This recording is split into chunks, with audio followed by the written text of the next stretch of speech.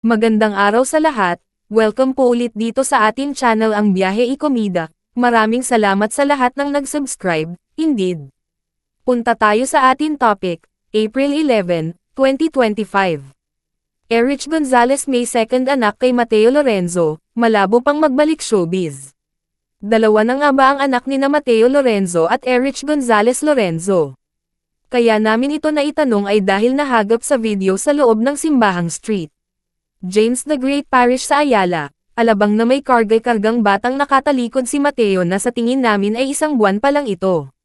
Tila kausap ni Mateo ang magulang niya habang karga ang bata na tila pinatatahan dahil tila nililibang niya. Kung truly nga na dalawa na ang anak ni na Erich at Mateo ay ibig sabihin ay halos 2 taon ang pagitan ng magkapatid.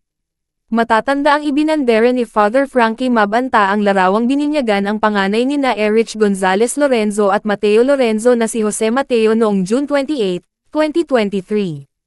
Halos 2 taon na palang naipost ito ng paring kaibigan ng pamilya Lorenzo dahil nabanggit niya na ikatlong henerasyon na ang anak ni na Erich at Mateo na bininyagan niya dahil nauna ay siya ang nagkasal sa lolo't lola ng bata na sina Ginoong Martin Lorenzo at Lea de Leon Lorenzo 34 years ago at si Father Frankie ang nagbinyag kay Mateo na asawa ng dating aktres, 31 years ago at heto siya ang nagbinyag sa panganay ng mag-asawa.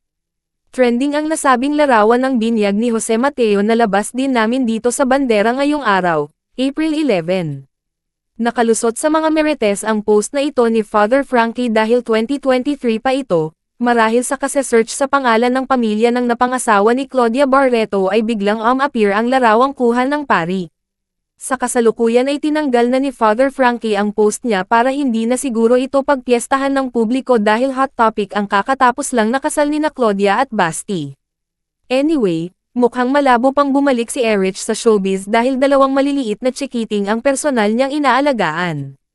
Ito rin kaya ang payo ng in-laws ni Erich na palakihin ang mga anak nila ni Mateo na walang yaya dahil ganito nila pinalaki ang 12 anak na walang kasambahay.